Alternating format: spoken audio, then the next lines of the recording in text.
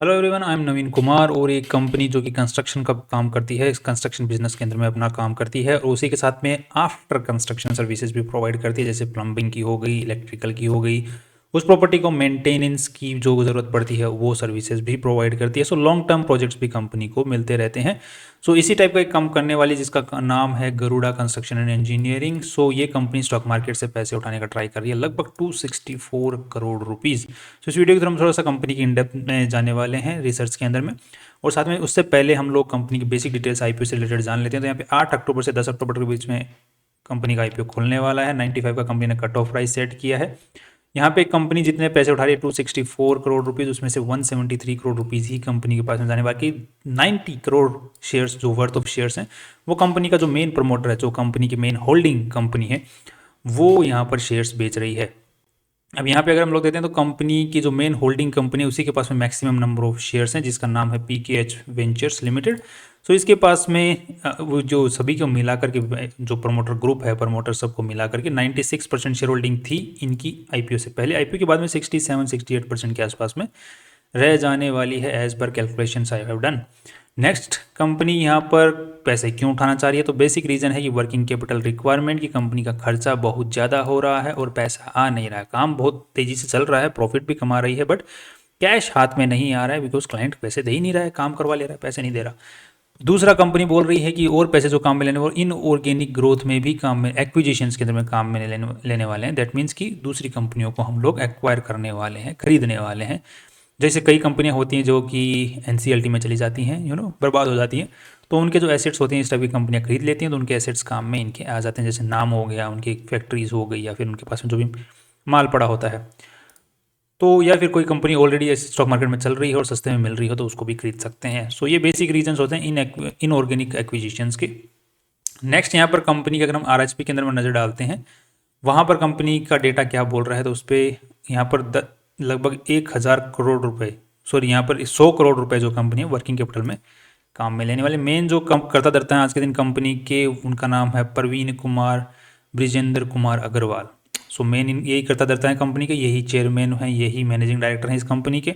बाकी कंपनी का जो मेन शेयर होल्डिंग है वो पीकेएच वेंचर्स लिमिटेड, जो कि एक ऑलरेडी इसकी पेरेंट कंपनी है, होल्डिंग कंपनी है। नेक्स्ट, यहाँ पर कंपनी के ऊपर में कोई खास केसेस आज के दिन दिख नहीं रहे हैं, बट यहाँ पर जो स्टैच्यूरिटी जो होता है वो एक लिटिगेशन जरूर कंपनी हो, जिसमें 17 करोड़ रुपए का कंपनी को नुकसान हो सकता है। साथ में कंपनी के अगर प्रमोटर्स के ऊपर में देखते हैं तो यहाँ पर अगेंस्ट दी प्रोमोटर्स अच्छे खासे केसेस दिख रहे हैं, जिसमें कंपनी का जो मेन जो केस दिख रहा है, प्रमोटर कौन है? पीकेएच वेंचर, जो इसकी होल्डिंग कंपनी है, मेन प्रमोटर वही है। उसके ऊपर में इल्ज़ाम लगा हुआ है कि इन्होंने जो लेबर कोर्ट है वहाँ पर ये हारे हुए हैं। वहाँ पर लेबर कोर्ट ने इनको डायरेक्ट किया हुआ है कि, सॉरी, जो कोर्ट है उसने डायरेक्ट किया हुआ है कि आपको लेबर जिसने भी ये कंप्लेंट की उसको वेजेस देने पड़ेंगे, और इन्होंने उस ऑर्डर की अवहेलना की है, मतलब उस ऑर्डर को नहीं माना ढंग से, जैसे जैसे बताया गया, तो उसका फिर से उनके ऊपर में केस चल रहा है, ऐसा कुछ केस है। साथ में इनके ऊपर में प्रॉपर्टी डिसऑनेस्टी से रिलेटेड भी एक केस चल रहा है। सो ओवरऑल जितना पैसा यहाँ पर इन्वॉल्व है प्रमोटर्स के खिलाफ, तो वो है 130 करोड़ रुपए और 36 करोड़ रुपए इस टोटल प्रमोटर्स के ऊपर में, sorry against the promoters 36 crore का केस चल रहा है। नेक्स्ट, यहाँ पर कंपनी किस तरीके से शुरुआत हुई थी उसकी बात करते हैं। तो यहाँ पर गरुड़ा कंस्ट्रक्शन 2010 के अंदर में शुरुआत हुई थी। उसके बाद में इन्होंने सिविल कंस्ट्रक्शन का काम स्टार्ट किया, जैसे hotel golden chariots, वसाई hotel and spa, इसका कंस्ट्रक्शन किया 2014 के अंदर में। फिर उन्होंने दिल्ली पुलिस हेडक्वार्टर्स बनाए। इस तरीके से चलते चलते आज के दिन ये कंपनी 2024 के अंदर में पहुंची हुई है, क्योंकि अब बड़े बीडर्स की लिस्ट के अंदर में आ रही है, बड़े बड़े जो बीडिंग कर रही है कंस्ट्रक्शन के। नेक्स्ट, यहाँ पर ये कंपनी की इसके पास में आज के दिन देखा जाए तो सब्सिडरीज हैं दो। एक है पीकेएच अयोध्या प्राइवेट लिमिटेड और एक है पीकेएच प्रोजेक्ट्स एलएलपी। ठीक है, ये एक प्राइवेट लिमिटेड है, ये एलएलपी है, लिमिटेड लाइबिलिटी पार्टनरशिप फर्म। सो ये दोनों कंपनियां एक ही फील्ड में काम करती हैं, जो कि कंस्ट्रक्शन का काम करती हैं। आज के दिन अगर पीकेएच वेंचर्स की आपको जानकारी चाहिए तो उसकी यहाँ पर डिटेल्स दी हुई है। पीकेएच वेंचर्स 2000 के अंदर में स्टार्ट हुई थी, पीके हॉस्पिटलिटी सर्विसेज प्राइवेट लिमिटेड के नाम से। उसके बाद में इसने अपने नीचे सब्सिडरीज खोली, और ये जो कंपनी आईपीओ लेके आ रही है इस कंपनी की सब्सिडरी है। जो कि आईपीओ लेके आ रही है। हम लोग जो शेयर्स खरीदने वाले हैं वो इस कंपनी के नहीं खरीदने वाले हैं, इसकी जो सब्सिडरी कंपनी है उसके शेयर्स खरीदने वाले हैं, ध्यान रखना। नेक्स्ट यहाँ पर कंपनी जो मेनली जिन सेगमेंट्स में काम कर रही है वो एक तो कंस्ट्रक्शन सेगमेंट है, दूसरा मेंटेनेंस का काम करती है, तीसरा कंसल्टेशन का भी काम करती है, और अदर ऑपरेटिंग रेवेन्यूज का भी, मतलब और तरीकों से कंपनी का रेवेन्यू किस तरीके से आ सकता है उनमें भी थोड़ा बहुत काम करती है। बेसिकली कंपनी का कंस्ट्रक्शन बिजनेस से ही सबसे ज़्यादा रेवेन्यू आज के दिन, क्योंकि वो कंपनी का मेन बिजनेस है कंस्ट्रक्शन का। मेंटेनेंस का तो बाद में अगर कोई करवाना चाहे तो करवा ले बाकी, राइट। नेक्स्ट कंपनी के पास में आज के दिन एक जो रजिस्टर्ड ऑफिस है वो जो लिस्टेड नहीं, वो सॉरी ओन्ड नहीं है, वो लीज पर है, किराए के ऊपर में है।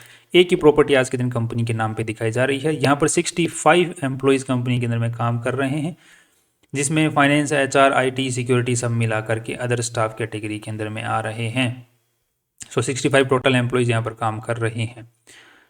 अब नेक्स्ट कंपनी का एक बार जो लोगो है वो कंपनी द्वारा रजिस्टर्ड है, लिस्ट, और यहाँ पर एक चीज़ और देखने की, सॉरी, गरुड़ा जो लोगो है वो रजिस्टर्ड अभी तक नहीं है, पेंडिंग एप्लीकेशन चल रही है। नेक्स्ट यहाँ पर कंपनी का जो क्लाइंट लिस्ट है, अगर उसको यहाँ पर ध्यान से देखते हैं तो कंपनी का टोटल रेवेन्यू जो है वो टॉप 10 कस्टमर से आ रहा है, जिसका मतलब कंपनी के पास में कुछ खास कस्टमर्स आज के दिन है नहीं, इतना डाइवर्सिफाइड कस्टमर बेस आज के दिन नहीं है। और यही एक कंपनी का रीज़न है कि कंपनी का पिछले साल के मुकाबले रेवेन्यू जो है इस साल कम है, जो मुझे नज़र आता है। बाकी पर्टिकुलरली कुछ खास पार्टी और रीज़न मुझे नज़र नहीं आता है। नेक्स्ट अब यहाँ पे कंपनी का एक बार थोड़ा सा बैलेंस शीट को भी चेक कर लेते हैं, उसके बाद में इनकम स्टेटमेंट को, और उसके बाद में कैश फ्लो को देखते हुए वीडियो को कंपेरिजन करके ख़त्म करते हैं। यहाँ पर सबसे पहले कैश फ्लो, अगर यहाँ पे बैलेंस शीट की बात करते हैं तो कंपनी में टोटल पैसा लगा हुआ है, दैट इज़ 234 करोड़ रुपीज़, जिसमें से सिर्फ 122 करोड़ रुपीज़ ही शेयर होल्डर्स का पैसा है। बाकी जितना भी पैसा कंपनी में लगा हुआ है वो उधारी का पैसा है। पैसा कहाँ कहाँ लगा हुआ है तो उसकी मेनली अगर बात करते हैं तो जो एसेट्स हैं, नॉर्मल एसेट्स जो कि प्रॉपर्टी, प्लांट एंड इक्विपमेंट, वहाँ पे 1 करोड़ रुपीज़ के आसपास में लगे हुए हैं। बाकी अदर फाइनेंशियल एसेट्स की फॉर्म में जो पैसा पड़ा हुआ है वो 7 करोड़ एंड 91 लाख रुपीज़ लगे हुए हैं। अदर नॉन करंट एसेट्स के अंदर में 14 करोड़ रुपीज़ के आसपास में पड़े हुए हैं। अगर इनकी हम बात करते हैं तो इनकी क्या डिटेल्स यहाँ पर दी हुई है। ओके, इनकी डिटेल्स की अगर हम लोग बात करेंगे, एक सेकेंड रुकिए। नेक्स्ट यहाँ पर कंपनी और कहाँ कहाँ पैसा लगा हुआ है तो करंट एसेट्स में भी कंपनी का पैसा लगा हुआ है, जिसमें से मेन जो पैसा लगा वो है 182 करोड़ रुपीज़ की कंपनी ने जो काम कर दिया है उसका पेमेंट नहीं आ रहा है, दैट्स ट्रेड रिसीवेबल्स, जो कि कंपनी का सबसे बड़ा इश्यू बना हुआ है, राइट। इसीलिए तो कंपनी को कैश फ्लो की दिक्कत है, इसीलिए तो कंपनी वर्किंग कैपिटल रिक्वायरमेंट के लिए पैसे उठा रही है, राइट। सो मेन कंपनी का पैसा कहाँ अटका हुआ है, ट्रेड रिसीवेबल्स में, क्योंकि कंपनी को प्रोजेक्ट तो मिल गए, काम पूरा कैसे करें, काम पूरा करने के लिए कंपनी लोन उठाए तो फिर काम पूरा करे तो फिर हैंड ओवर करे तो फिर पैसा अटक जाए।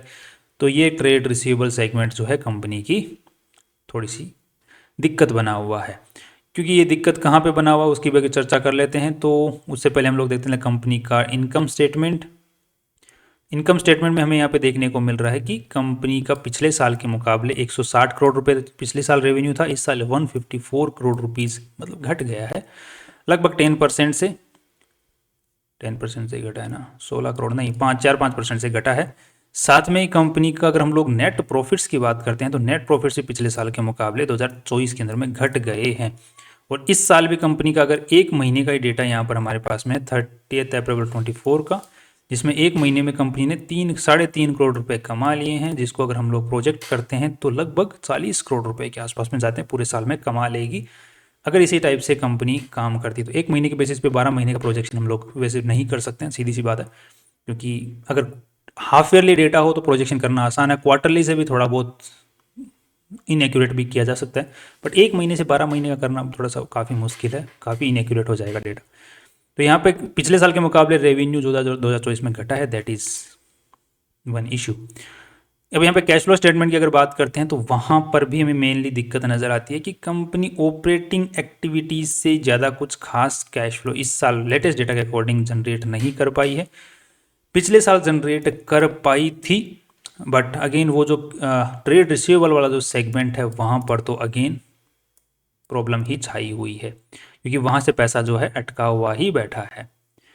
बाकी कंपनी का अगर पिछले साल भी अगर देखा जाए तो ट्रेड रिसीवेबल वाला जो सेगमेंट है 12 करोड़ रुपए से पॉजिटिव है, तो वो इसकी वजह से पॉजिटिव है, दैट्स ट्रेड्स पेबल। कंपनी ने जो अपने सप्लायर्स हैं उनका पेमेंट नहीं किया, जिसकी वजह से कंपनी का कैश फ्लो पॉजिटिव बैठा हुआ है, जिसकी वजह से अगर हम लोग देखें तो कुछ खास पॉजिटिव उसको बोल नहीं सकते हैं, राइट। और इस अभी 1 महीने का जो डेटा उसमें भी cash flow, so cash flow थोड़ा सा कंपनी का गड़बड़ाया हुआ है, अगर ये फ्यूचर के अंदर में नहीं सुधरता है। बाकी कंस्ट्रक्शन बिजनेस में मोस्टली सारी कंपनियों का कैश फ्लो गड़बड़ाया हुआ ही रहता है, क्योंकि क्लाइंट पैसे टाइम पे देता नहीं है।